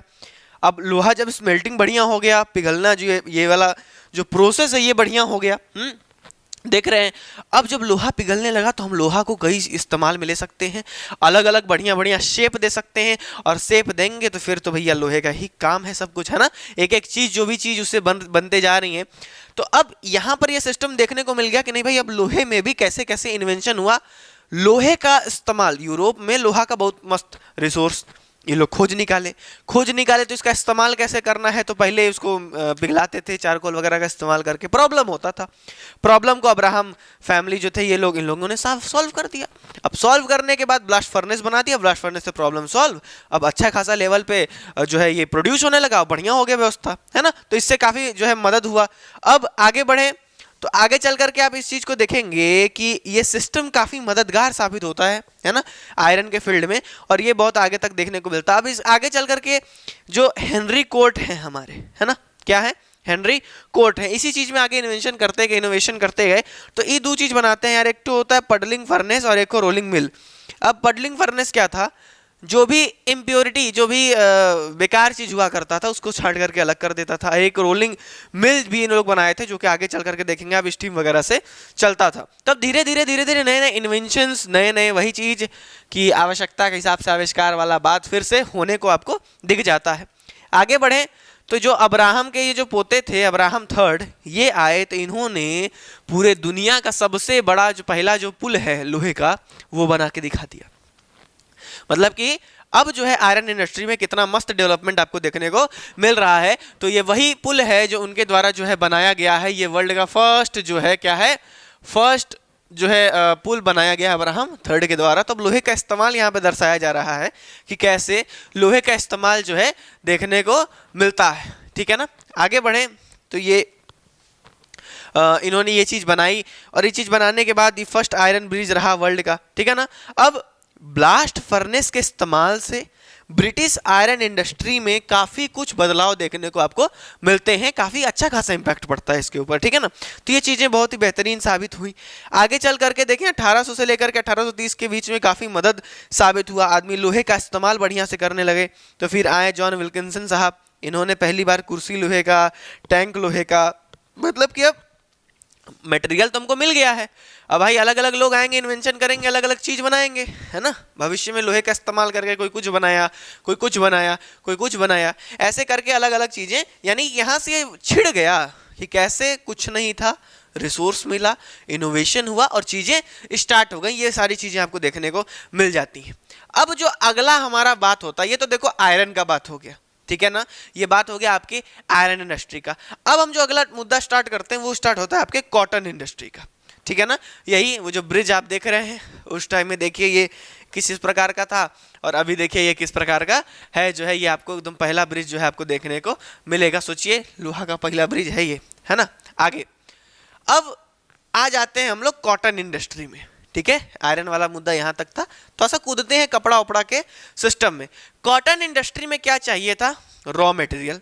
रॉ मटेरियल जो एक तो आपका ऊन हो गया, एक तो आपका फ्लैक्स हो गया, जैसे लिनन उनन का कपड़ा जो बनता है ना। ये जो रॉ मटेरियल है ये कहाँ से आएगा। अब कॉटन इंडस्ट्री, कपड़े का बात हुआ तो कपड़ा तो यार शुरू से चल रहा था, है ना। सिलाई बुनाई सब इस समय का तो बात नहीं था, काफी पहले से ही था, ठीक है। उसी समय राइटिंग एंड सिटी लाइफ में हम लोग देखे थे, सुई वगैरह मिला, ये सारी चीजें मिली थी, है ना। तो वहीं से कपड़ा वगैरह वाला सिस्टम तो देखने को मिल गया था। लेकिन ये सारे काम कहाँ होते थे, घर में हुआ करते थे, हैंड के द्वारा, हाथ से जो है काम किया जाया करता था, बच्चे औरतें ये सब जो है काम करते थे। अब ये चीजें घर से रिप्लेस करके कहां पर ला दी गई, फैक्ट्रियों में ला दी गई। तो भाई अब सिस्टम तो बढ़ेगा। ये लोग क्या करते थे, देखो यूरोप का सॉरी जो ब्रिटेन है, इनका बहुत ज्यादा कॉलोनिज्म था, है ना। कॉलोनी मस्त मस्त अलग अलग जगह थी, वहां पर से ये लोग रॉ मटेरियल लाते थे, वहीं से ये लोग लेबर लेकर के आते थे। रॉ मटेरियल लाएंगे अपने यहाँ मशीनों के द्वारा, फटाफट फटाफट फटाफट फटाफट उसको बनाया जाएगा। अभी देखेंगे नहीं इंडिया वाले सिस्टम में, जब आप पता नहीं आपको याद हो 10th में आप लोग पढ़े हो रहे थे, कैसा जो है नॉन कॉपरेशन स्टार्ट हुआ था, सब त्यागने वगैरह का स्टार्ट हुआ था। तो बोले थे कि नहीं हम अंग्रेजों का दिया हुआ कपड़ा उपड़ा नहीं पहनेंगे, खादी पहना जाएगा। अब होता क्या था कि खादी महंगा पड़ जाता था। ये लोग, अब देखिए कोई भी चीज़ है, जैसे कि अगर आप बात करें जितना कढ़ाई वढ़ाई का सामान आप खरीदें जो कि हाथ से बनाया जाता है, अब मान लीजिए घर में ठंडी के समय में स्वेटर बुना रहा है ना, आप स्वेटर खरीद लेंगे बाजार में, जाए 400-500 का एक स्वेटर मिल गया। लेकिन वही एक तो स्वेटर बुना जाए घर पे तो महीना भर का मेहनत लग जाता है, ऐसे ऐसे ऐसे करके आदमी बुनते रहते हैं। तो अब सोचिए कि ठीक है वही चीज़ कंपनी में तैयार हो रही है, फैक्ट्री में तैयार हो रही है, उनके लिए नहीं है, वो मिनटों में कई हज़ार पीस निकाल दे रहे हैं, समझ रहे हैं ना। रॉ मटेरियल आ रहा है, खच खच खच खच खच खच कर फैक्ट्री जो है, मशीन जो है निकाल दे रही है, तो उसका प्राइस कम है। 400-500 में आपको जैकेट, 1500 में, मतलब इसी रेंज में मिल जा रहा है। लेकिन अब वही चीज़ सोचिए अगर घर पे वही उनका बुनाई होने लगे, कितना टाइम लगता है, धीरे धीरे नाप नाप के 1 महीना 1.5 महीना इतना हो जाता है, तब जाकर के ऊन का स्वेटर तैयार होता है, तब पहन करके घूमते हैं, लंबा चलता भी है ना, साल भर 5-5 साल ऐसे उनका जो है कपड़ा चलता है।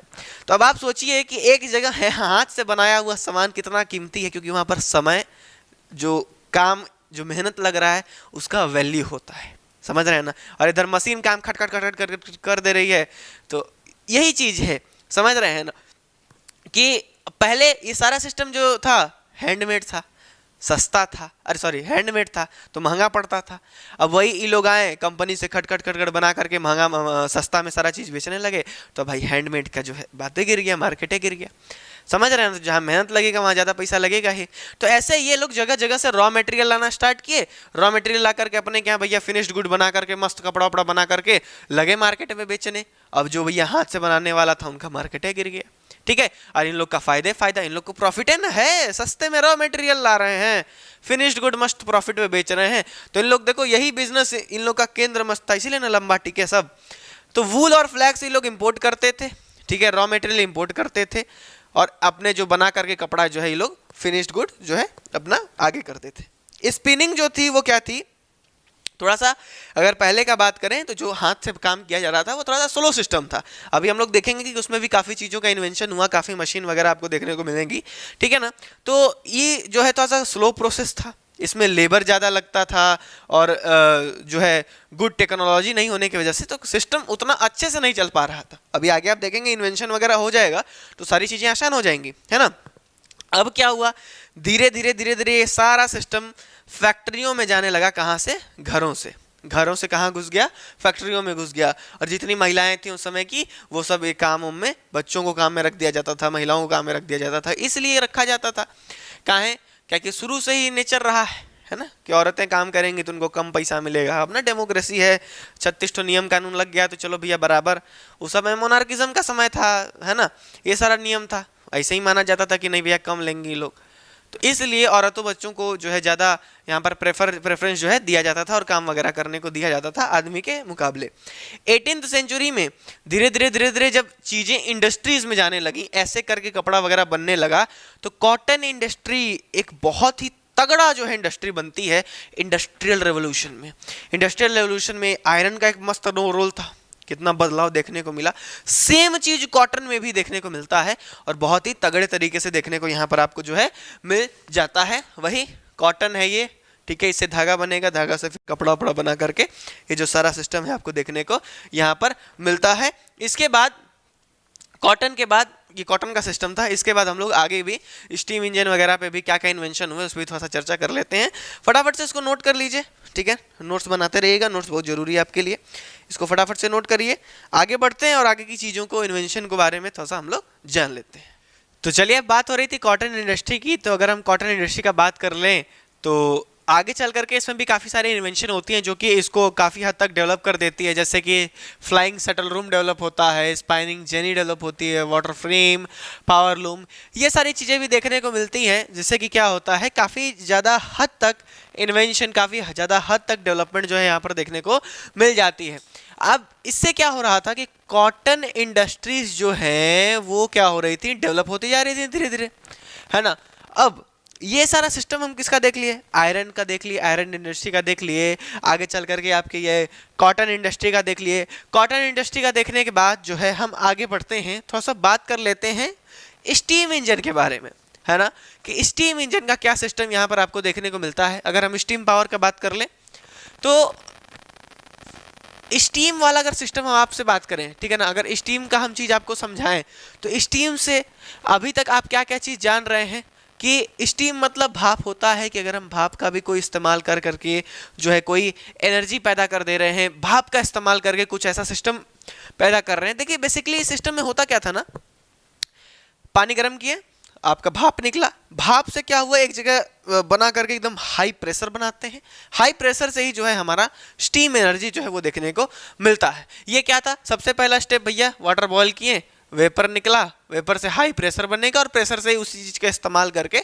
उसी प्रेशर का इस्तेमाल करके जो है हम स्टीम एनर्जी के ऊपर चर्चा करते हैं और स्टीम एनर्जी जो है बनती थी। तो स्टीम एनर्जी का भी इस्तेमाल माइंस वगैरह में काफी देखने को मिलता है। अगर हम पहले बात करें माइंस में, तो स्टीम एनर्जी सबसे पहले यहीं पर यूज की गई थी। एक माइंस फ्रेंड नाम का जो है क्या कहते हैं उसको, जो पदार्थ था, एक जो मशीन थी मान लीजिए, ठीक है ना, एक जो प्रोडक्ट था माइंस फ्रेंड नाम का, ये क्या करता था कि जब नीचे पानी वगैरह काफ़ी ज़्यादा हद तक जम जाते थे माइंस वगैरह में खुदाई के दौरान, तो उस चीज़ को जो है निकालने के लिए, उस चीज़ की मदद के लिए, तो देखिए माइंस फ्रेंड है, ठीक है ना, उसमें जो ही काफ़ी हद तक हेल्प करता था, वहाँ पर भी स्टीम एनर्जी जो है इस्तेमाल की जाती थी। लेकिन उसमें क्या एक प्रॉब्लम था कि काफ़ी ज़्यादा हीट करने पे उसका जो बॉयलर हुआ करता था, जो पानी उबालता था, ठीक है ना, उबालने वाला जो कंटेनर था वो काफ़ी ज़्यादा गर्म हो जाता था।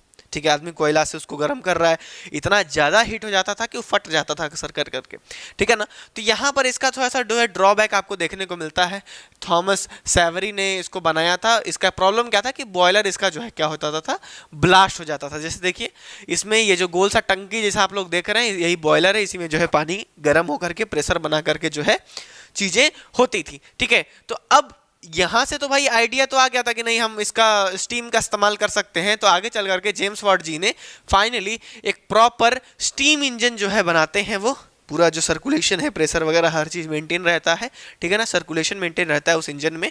तो वहाँ पर चल करके उन्होंने एक स्टीम इंजन इन्वेंट किया जो कि फैक्ट्री और इंडस्ट्रीज़ में भी इस्तेमाल होने लगा। इसको प्रॉपरली देने के लिए उन्होंने सो फाउंड्री बनाया जहाँ से उनका ये चीज़ पूरा सिस्टम जो है बैठ गया। अच्छा, यहाँ पर जो मैथ्यू बोल्टन जी है वो फाइनेंसर एक तरीके का मान लीजिए, उनको फाइनेंशियली काफ़ी ज़्यादा हेल्प किए थे इस पूरे सोहो फाउंड्री में।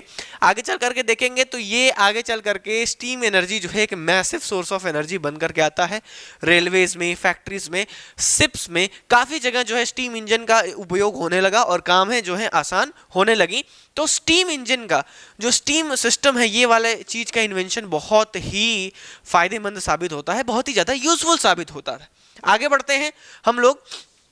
अगर रेलवेज में जाते हैं तो स्टीम इंजन का इस्तेमाल वहां पर भी हुआ। सबसे पहली स्टीम ट्रेन जो है इन्वेंट की गई स्टीफेंसन के द्वारा, जिसको भाई टेस्ट में आया कि चलो भाई देखते हैं कि कितना स्पीड है, क्या है। जब टेस्ट है तो लोग देखें एकदम, तो ससुरा एकदम रॉकेट जैसा भाग रहा है, स्पीड में भाग रहा है, तो इसीलिए इसका नाम जो है क्या रख दिया गया, स्टीफेंस रॉकेट टाइप का रख दिया गया है ना, कि बहुत तेज जो है जाने को देखने को मिलता है। स्टीफेंसन रॉकेट यहाँ पर जो है उसका देखने को मिलता है। आगे चलें, एक नए तरीके का ट्रांसपोर्ट सिस्टम भी बन गया, काफ़ी सस्ता था, ईजियर था, ठीक है ना, और जल्दी जल्दी चीज़ों को पहुंचा देता था, आसान था, ठीक है ना। तो इस प्रकार का चीपर भी था, फास्टर भी था। तो ये सारी चीज़ें हमें देखने को मिली। पहले जो ट्रैक हुआ करते थे वो लकड़ी के हुआ करते थे, वो बदल करके अब किसके किए जाने लगे, लोहा का किया जाने लगा, क्योंकि लोहा का सिस्टम जो है बढ़िया होने लगा। स्टॉकटन और डार्लिंगटन के बीच में जो पहला जो पटरी था वो बिछाया गया था, ठीक है। ये सारी चीज़ें हैं। अब इससे क्या हो रहा है, चीपर और फास्टर मूवमेंट सामानों का जो है हो जा रहा है ना। आमतौर पर पे आराम से भैया स्टीम इंजन है, दर दर दर दर करते हुए पहुंच जा रहा था सामान। काफ़ी ज़्यादा आसानी जो है यहाँ पर आपको देखने को मिलती है। अब रेलवेज का जो पूरा सिस्टम है उसने इंडस्ट्रियलाइजेशन को एक अलग लेवल पे ले गया, ठीक है ना। इंडस्ट्रियलाइजेशन के फील्ड में रेलवे का बहुत ही अहम भूमिका रहा और अच्छा खासा जो है पुश जो है इनको देखने को मिलता है।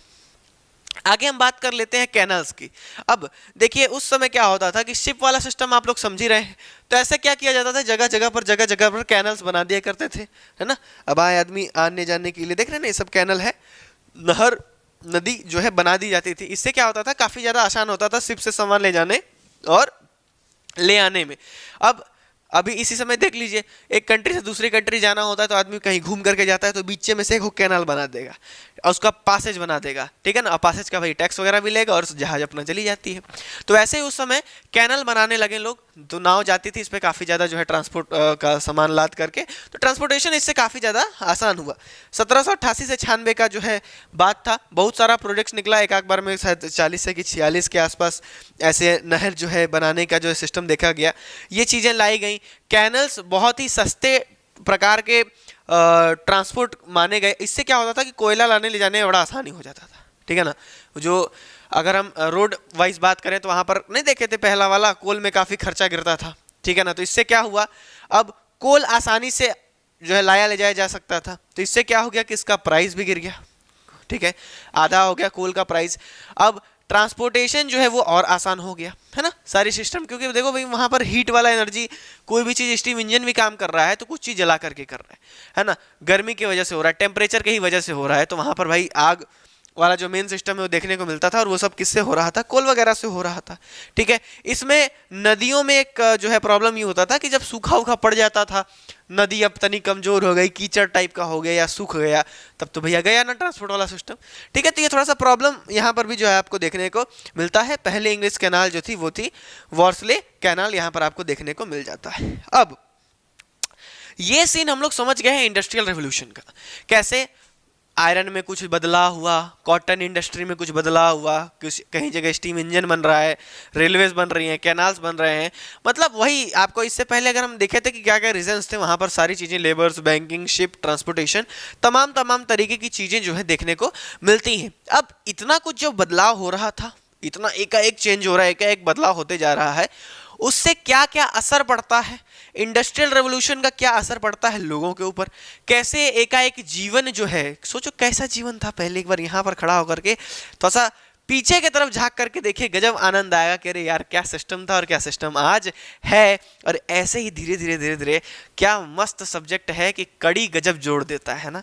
सोचिए आप जब इसको प्रॉपर तरीके से पढ़ेंगे, यहाँ खड़ा का खड़ा आप वो सारा पीछे का सिस्टम इमेजिन कर ले रहे हैं कि अरे यार कैसे हुआ करता था पहले का सिस्टम और आज कैसे है, कितना आदमी फ्री है ना, सारी चीज़ें जो है आदमी इमेजिन कर लेता है। तो ये कितना बढ़िया सा है। अब इससे इंडस्ट्रियल रेवोल्यूशन की वजह से काफ़ी प्रभाव पड़ा होगा, है ना, इम्पैक्ट पड़ा लोगों के ऊपर, क्या चीज़ें थी, कैसे अच्छे तरीके से कुछ प्रभाव पड़ा होगा, कुछ बुरा प्रभाव पड़ा होगा।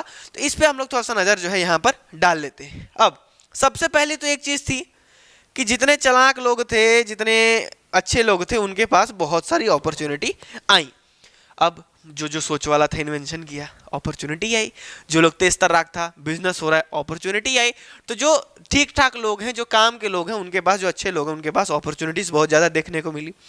अमीर लोग थे वो इन्वेस्ट करना स्टार्ट कर दिए अपने पैसे को, किसी भी बिजनेस में पैसा इन्वेस्ट कर देते थे, वहीं करते थे जहाँ से उनको लगता हो कि नहीं भैया हमारा पैसा दुगुना, 4 गुना, 10 गुना बढ़ते जाए। तो इन्वेस्टमेंट स्टार्ट हो गया। और आपको पता ही अगर बिजनेस में इन्वेस्टमेंट स्टार्ट हो जाएगा तो बिजनेस और बढ़ने लगेगा, है ना। कोई कंट्री को कहीं से इन्वेस्टमेंट मिलता है तभी तो वहाँ का बिजनेस जो है बढ़ता उड़ता है। ठीक है, तो इन्वेस्ट होने लगा, अमीर लोग इन्वेस्ट करना स्टार्ट कर दिए, मार्केट में पैसा आने लगा, बिजनेस बढ़ने लगा। ठीक है ना, तो ये सारी चीज़ें क्या हो रही थी, डेवलपमेंट हो रहा था। आपको पता ही है जो पॉपुलेशन था वो भी बढ़ने लगा। पहले 50,000 पॉपुलेशन के खाली दो जगह हुआ करते थे, 2 सिटी हुआ करता था। अब जाकर के 28-29 जो है सिटी आपको देखने को मिल जाता है 50,000 वाले। ठीक है, बहुत लोग क्या हुए, अपना यहाँ से जो है माइग्रेट करके जाया करते थे, जो है काम क्या करते थे इंडस्ट्रीज में। देखिए इंडस्ट्री में जो सिलाई में है वुमेन लोग ही काम कर रहे हैं, बच्चे काम कर रहे हैं। ठीक है, तो वुमेन और बच्चों को ही काहे ज़्यादातर लिया जाता था, क्यों, औरत हैं, लड़के हैं, कम पैसा लेंगे, काम ज़्यादा करेंगे, ज़्यादा उंगली टाइप नहीं करेंगे, आवाज़ नहीं उठाएंगे। तो ये सब बेसिक सा जो धारणा है, इसीलिए औरतों को और बच्चों को जो है काम में लिया जाता था। ठीक है ना, आगे चल करके देखा जाए तो बहुत लोग सिटीज़ में माइग्रेट हुए। आपको पता ही है लंदन जो है वो मार्केट का हब बन गया था। अब यहाँ पर एक सिस्टम आपको देखने को मिलेगा कि लाइफ एक्सपेक्टेंसी जो थी वो बहुत कम थी वर्करों की। क्यों कम थी, माइग्रेट होकर के ये लोग तो सिटी में चले जा रहे थे, शहर में चले जा रहे थे सारी चीज़ों के लिए। लेकिन यहाँ पर एक दिक्कत जो देखने को मिल रहा था, डेवलपमेंट हर चीज़ का हो रहा था, वातावरण का नहीं। समझ रहे हैं, मतलब वातावरण उस हिसाब से नहीं था, चीज़ें उस हिसाब से नहीं थी, माहौल उस हिसाब से नहीं था, लिविंग कंडीशन उस हिसाब से नहीं था। समझ रहे हैं, मतलब जो हाइजीन की बात कर लें, जो हाइजीनिक कंडीशन, जो लिविंग कंडीशन, वो उस प्रकार का माहौल नहीं मिल पा रहा था कि ताकि शरीर बढ़िया से रहे, ठीक है, आदमी लंबा चले, नहीं, वो सारा सिस्टम जो जिंदगी वाला, जीने वाला जो कंडीशन था वो बहुत ही बुरा था वर्करों के लिए। क्यों, क्योंकि काम करना होता था पहले ही 10 घंटा 20 घंटा, जितना मर्जी उतना काम करवाते थे, ऐसा कुछ नियम तो था नहीं। तो देखिए डेवलपमेंट तो अपनी जगह है, हो रहा है, लेकिन इसका डार्क साइड क्या था, लड़कियों को औरतों को और बच्चों को ज़्यादा काम वही वाला कि भैया ये लोग कम पैसा में ढेर काम करेंगे, इन लोगों को काम दिया जाता था, जो काम करवाया जाता था उसका कोई घंटा फिक्स नहीं रहता था, ठीक है, दबा करके काम करवा रहे हैं, रहना खाना पीना कुछ भी बढ़िया नहीं। यानी कुल मिलाकर के जो जीवन जीने की जो कंडीशन है ना वो कुछ खास नहीं थी, ठीक है ना। बस लोग जो गांव में एग्रीकल्चर के ऊपर डिपेंडेंट थे वो इंडस्ट्रीज में आकर के खट रहे हैं, काम करते जा रहे हैं, लेकिन कंडीशन जो है वो बहुत ही बुरा, बद से बदतर होता जा रहा था। अच्छा, इतना कंडीशन वर्कर्स का, इतना खराब कंडीशन देख नहीं रहे हैं, इतना खराब कंडीशन जो है वर्कर्स का हो रहा था, उसी में एक ठाउर लो भैया नून मर्चा छिड़कने के लिए कुछ चीज आ गया। उस समय इसी गंदगी की वजह से कह लीजिए, इसी ऐसे माहौल की वजह से कह लीजिए, टाइफाइड और कलरा नाम का जो है बीमारी बहुत तगड़ा फैला। तो लो भैया बीमारी फैलेगा तो क्या लाता है, मौतें तो लाता है संगे, है ना। बहुत लोग मरे, यही सारा सिस्टम जो है पेंडेमिक वाला सीन आ गया। कलरा टाइफाइड ही सब बहुत तगड़ा फैलता था। खाने का सिस्टम है नहीं सही है, रहने का सिस्टम है नहीं सही है, तो रोग 36 तो होगा ही ना। ये वाला माहौल बन गया वहां पर। सेम औरतों को और बच्चों को बहुत ज़्यादा एम्प्लॉयमेंट मिलता था, काहे लिए, वही है, सवाल नहीं उठाएंगे, जितना कहेंगे उतना कर देंगे, पैसा तन्नी से लेंगे, काम खत्म। और बिजनेसमैन को यही ना चाहिए, जितना कम पैसा लगे और जितना ज़्यादा मिले। तो यही सारी जो है चीज़ें देखने को मिलती थी। इन्वेंटर्स पॉपुलर होते थे, क्रिएटिव माइंड जिसका था वो इन्वेंशन करता था। और यहाँ पर देखिए इन्वेंशन करने वाले कोई बहुत बड़का इंजीनियरिंग का पढ़ाई करके इन्वेंशन नहीं करते थे। अरे आप एक सोच समझिए, देखिए इन्वेंशन वही जगह होता है जहां पर आवश्यकता होती है। अगर आज आपको भी किसी चीज का जरूरत होगा तो उस प्रकार से आप कुछ नया चीज डिस्कवर कर देंगे, इन्वेंशन हो जाएगा। कोई भी चीज, अब भाई किसी को हाथे से खाना नहीं बढ़िया लग रहा होगा, लिया दिया कुछ बना दिया कि ले भैया चम्मच उठा के खाओ, हाथ गंदा नहीं होगा, उसकी आवश्यकता रही होगी, लो भैया आवश्यकता ही इसका आविष्कार, है ना। तो ये सारी चीजें ऐसा नहीं कि बहुत पढ़ाई उड़ाई कर करके बैठे हैं वो इन्वेंशन कर रहे हैं, नहीं, एक्सपीरियंस के हिसाब से। कई लोग तो इन्वेंटर यहाँ पर आप देखेंगे कि जिनका फील्ड दूसरा था, दूसरा इन्वेंशन कर करके बैठे हैं, समझ रहे हैं ना। तो ऐसे चीजें, तो यहाँ पर इन्वेंटर्स जो है पॉपुलर होते थे। वर्किंग कंडीशन बहुत ज्यादा बढ़िया नहीं था, ठीक है ना, जैसा कि हम आपको बताएं वर्किंग कंडीशन कुछ खास नहीं था। इसी वजह से थोड़ा सा रोग वगैरह, मतलब वर्करों का, जो काम करने वाले लोग हैं, जो काम करने वाले जो वर्ग थे, उनका कुछ खास कंडीशन नहीं था। बाकी बिजनेसमैन तो ग्रो कर ही रहे हैं भैया, उनका तो बिजनेस मस्त चल ही रहा है। यही वर्कर लोगों का कंडीशन फिर नहीं आता। और इसी में आगे चल करके देखेंगे कि जो नीचे वाला जो लोग रहते हैं उनके में भी 2-3 ठो variation, middle class, upper middle, lower middle. भाई अब कोई पैसा नहीं कमा पाया, कोई कमा लिया, तो ऐसे कर करके जो है माहौल यहाँ पर देखने को मिलता है। चाइल्ड लेबर बहुत ही ज़्यादा कॉमन था, है ना, बच्चे हैं अपना काम कहीं से भी घूमते थे। अब देखिए सीन समझिए, इंडस्ट्रीज चल रही हैं अपने जोरों शोरों पे, जो भी कॉलोनाइज कंट्री है वहां से अपना सामान आ रहा है, फिनिश्ड गुड जा रहा है। एक जगह देखें अगर इंडस्ट्रियलाइजेशन, वहां डेवलपमेंट हो रहा है, लोगों का सोच का डेवलपमेंट हो रहा है, सारा विकास हो रहा है। लेकिन जो करने, अच्छा देखो सिस्टम सब किस पे चल रहा था, वर्कर पे ही तो चल रहा था, जो भी पूरा सिस्टम चल रहा था वर्कर लेबर पे ही तो चल रहा था, है ना। और उनका कंडीशन बद से बदतर था। जो बिजनेस कर रहा है वो भले ग्रो कर रहा है, सारी चीजें कर रही हैं, लेकिन जो मेन और ज्यादा जनता किसकी थी, वर्कर्स की ही थी। ज्यादा जनता माइग्रेट कौन किया था, वर्कर्स ही किए थे। क्यों, क्योंकि गांव के बड़े बड़े जमींदार अपना जो है उधर का पूरा एरिया अपने कब्जा करने के चक्कर में पड़े हैं। तो ये सारा बहुत ज्यादा कारण था जिसकी वजह से लोग माइग्रेट किए। अब माइग्रेट मतलब वर्किंग जो ग्रुप था, वर्किंग जो क्लास था, उनका कंडीशन कुछ खास उतना नहीं था। अब यहां पर देखिए बहुत ही, ये जो माहौल इधर चल रहा था इंडस्ट्रियलाइजेशन का, ये वाला सिस्टम इधर चल रहा है, और बगल में आप अभी इंग्लैंड में है, ये सारा सिस्टम इंग्लैंड में चल रहा है। और बगल में आप देखें फ्रांस का अगर हम लोग बात कर लेते हैं, तो फ्रांस में क्या सिस्टम था, वहां पर फ्रेंच रेवोल्यूशन चल रहा था। अब आपको पता ही है फ्रेंच रेवोल्यूशन जब चल रहा था तो फ्रांस, कहानियां था कि when France sneezes rest of Europe catches cold, जब फ्रांस चीखता है सबको बुखार पकड़ लेता है, ठंडा पकड़ लेता है। काहे लिए, क्योंकि फ्रांस में अगर कुछ कांड होता था चौचक तरीके से सारा चीज फैल जाता था। तो ये तो हम लोग जानते हैं, और वही फ्रेंच रेवोल्यूशन वहां पर हुआ था। तो एक आइडिया पूरे यूरोप में फैला था कि देखो यार, अगर कुछ बुरा हो रहा है हमारे साथ, अगर कोई हमारा सुनवाई नहीं कर रहा है, अगर हम लोग दबे दबे रह रहे हैं, तो हमको आवाज उठाएंगे तो वो चीजें मैटर सॉल्व हो सकती हैं। मोनार्किज्म चल रहा था, लोग हाथ उठाए, डेमोक्रेसी आ गया।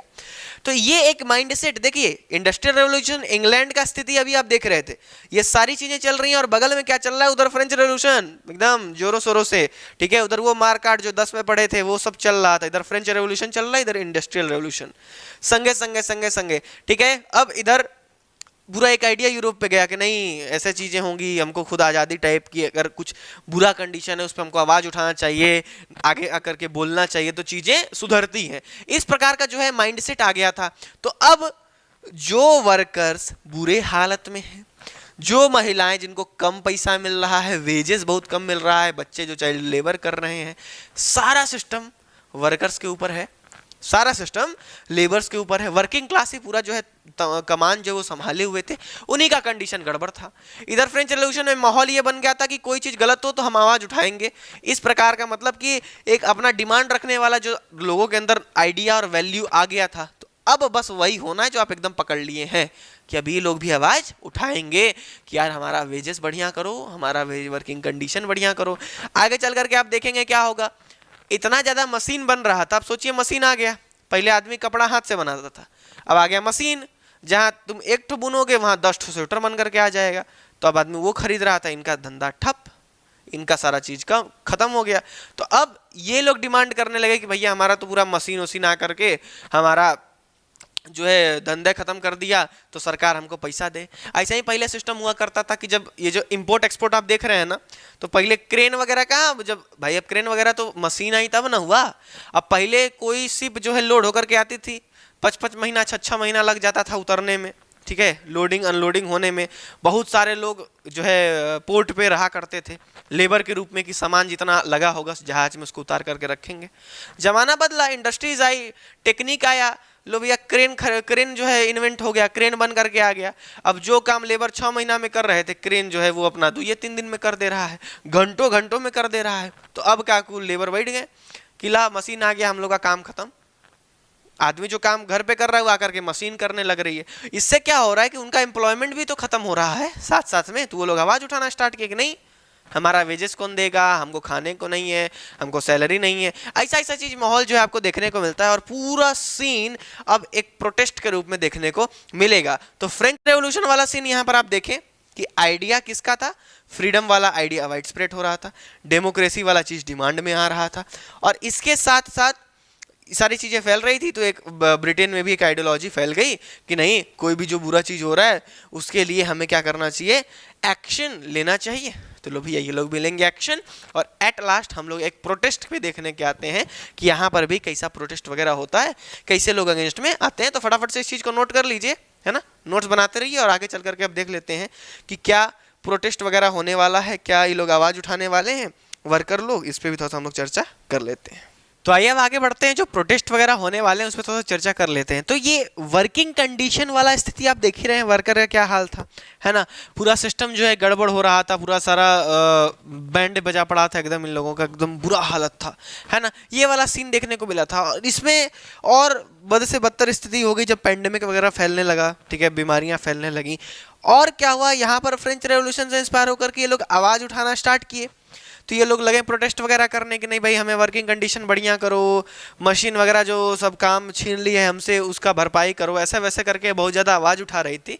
तो जो गवर्नमेंट देखा, जो पार्लियामेंट देखा वहाँ का कि नहीं ये लोग सिस्टम जो है ये लोग तो आवाज़ उठाना स्टार्ट कर रहे हैं, तो उसने एक एक्ट पास कर दिया। एक्ट क्या था, एक्ट का नाम था टू कॉम्बिनेशन एक्ट। अब 1795 में टू कॉम्बिनेशन एक्ट को पास कर दिया गया। इसमें क्या था, दो चीज़ था कि भैया कोई भी स्पीच वगैरह नहीं देगा, कोई भी खड़ा होकर के सरकार के खिलाफ, पार्लियामेंट के खिलाफ कोई भी आवाज़ नहीं उठाएगा, आवाज़ उठाएगा तो धय के धुन दिया जाएगा उसको। ये वाला सीन जो है देखने को मिलता है कि कोई आवाज़ वगैरह गवर्नमेंट के खिलाफ नहीं उठाएगा। दूसरी चीज़ कि कोई भी मीटिंग वगैरह नहीं आकर के करेंगे, कोई भी प्रोटेस्ट वगैरह नहीं आकर के करेंगे, कोई भी भीड़ भिड़ाका में देखिए ऐसे प्रोटेस्ट वगैरह लोग स्टार्ट कर दिए थे आकर के। अब कितना ज़्यादा भीड़ है, तो पहला चीज़ तो कोई आवाज़ नहीं उठाएगा, ठीक है, और दूसरी चीज कितनी भीड़ में ऐसे कार आके कोई खड़ा नहीं होगा। तो ये चीजें जो है यहाँ पर आपको देखने को मिली कि कोई लोग आवाज वगैरह नहीं उठाएंगे, भीड़ भाड़ नहीं दिखना चाहिए। तो ये वाला सीन यहाँ पर आपको देखने को मिलता है। तो ये दो ठो जो चीज हुआ ये और जले पे नमक छिड़कने टाइप काम किया। इसके अलावा उसी समय वहां पर फ्रांस और इंग्लैंड वाला थोड़ा सा युद्ध छिड़ रहा था, है ना। आपको बताइए आगे चल करके फ्रेंच रेवोल्यूशन में आप लोग देखेंगे ये सारी चीजें। तो अब यहां पर क्या सीन बनने लगा, कॉर्न लॉ को ला दिया गया। कॉर्न लॉ एक ऐसा लॉ था जो कि बाहर से जो खाने की चीजें थी इंपोर्ट करी जा रही थी उस पर रोक लगा देगा कि बाहर से इंपोर्टेशन नहीं होगा। इंपोर्ट को बैन कर दिया गया और क्या किया गया कि जितना भी लैंडलॉर्ड थे वही लोग अपना चीज को महंगा करके बेचते थे। तो ये वाला सीन यहाँ पर देखने को मिला।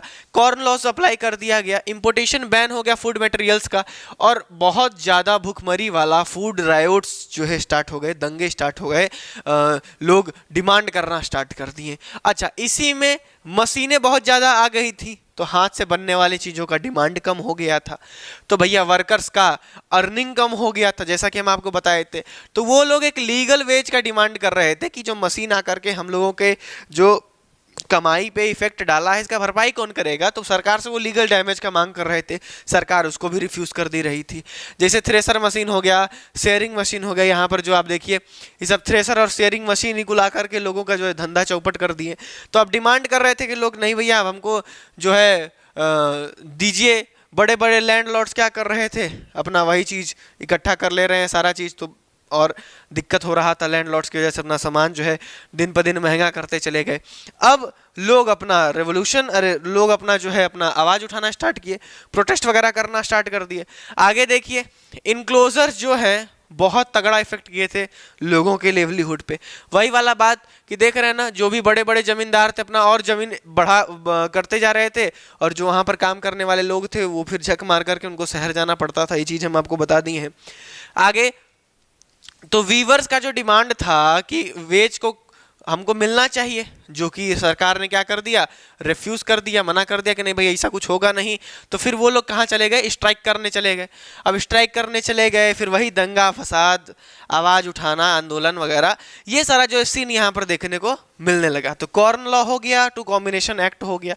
इसी में जनरल नेड लुड ने लुडिज्म का जो है यहाँ पर आ जाता है, लुडिज्म स्टार्ट हो जाता है। लुडिज्म एक ऐसा प्रोटेस्ट होता है जो कि वर्कर्स के फेवर में है ना, वर्कर्स के फेवर में, उनके लिए।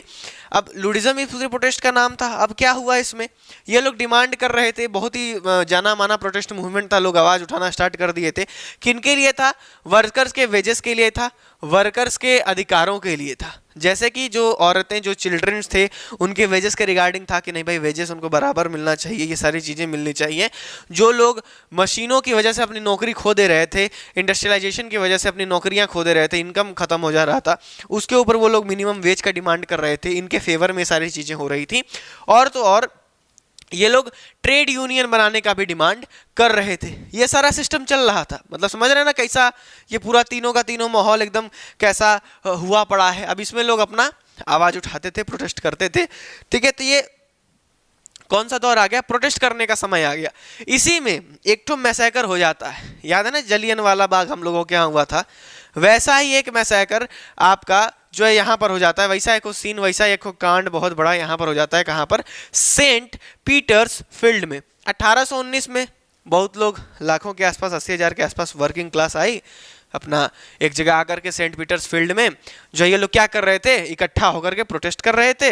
लो भैया सेम सिस्टम एकदम, धाएं धाएं धुई धुई धुई धुई, बहुत लोग मारे गए, बहुत लोग को चोट वगैरह भी पहुंचा। तो ये वाला सीन यहाँ पर देखने को मिलता है। मतलब इतना बुरा से बुरा स्थिति यहाँ पर जो है देखने को हो गया।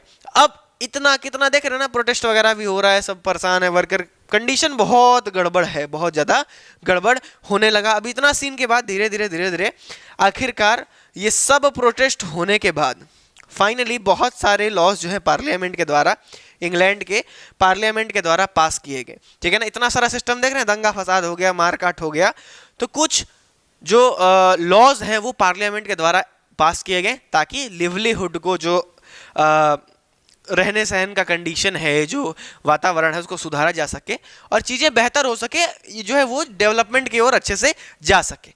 कौन कौन से कदम उठाए गए, देखे ना, इतना दंगा होने के बाद ही लोग कदम उठाए, पहले उठा लेते तो क्या जाता। अब कदम क्या उठा, 1819 में सबसे पहले तो चाइल्ड लेबर को प्रोटेस्ट किया गया कि नहीं भाई चाइल्ड लेबर वगैरह नहीं होगा, ठीक है ना, चाइल्ड वगैरह लेबर वगैरह नहीं करेंगे। 1833 में कि फैक्ट्रियों में इंस्पेक्टर अपॉइंट होंगे, देखेंगे काम करने का कंडीशन क्या है, रहना सोना खाना सब कैसा है, काम करने का वातावरण कैसा है, इसके लिए एक इंस्पेक्टर अपॉइंट किया जाने लगा। 1842 में माइंस कमीशन में जो है गठन हुआ, जहां पर देखा गया कि माइनिंग में कंडीशन में वर्कर्स हैं कि नहीं सही कंडीशन में, है ना।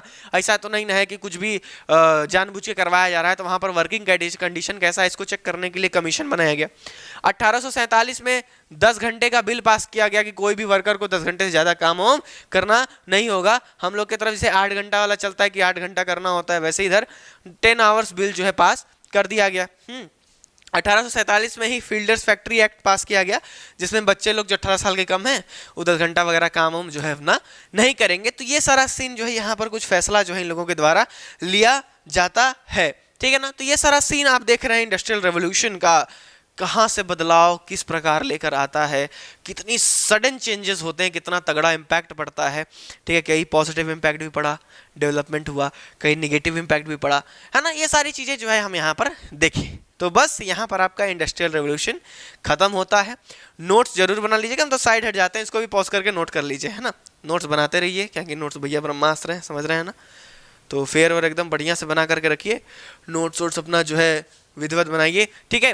तो यहाँ पर आपका इंडस्ट्रियल रेवोल्यूशन खत्म होता है, साथ साथ में बाकी सारी चीज़ें भी साइड में चल रही हैं।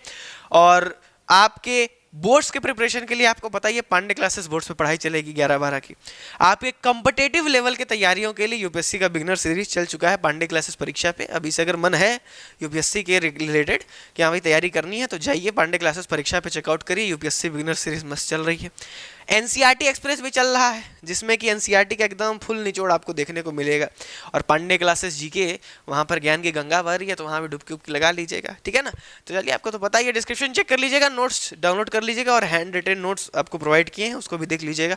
तो चलिए फिर अगले वीडियो में मुलाकात होगा, तब तक के लिए पढ़िए, बाय बाय, नमस्कार।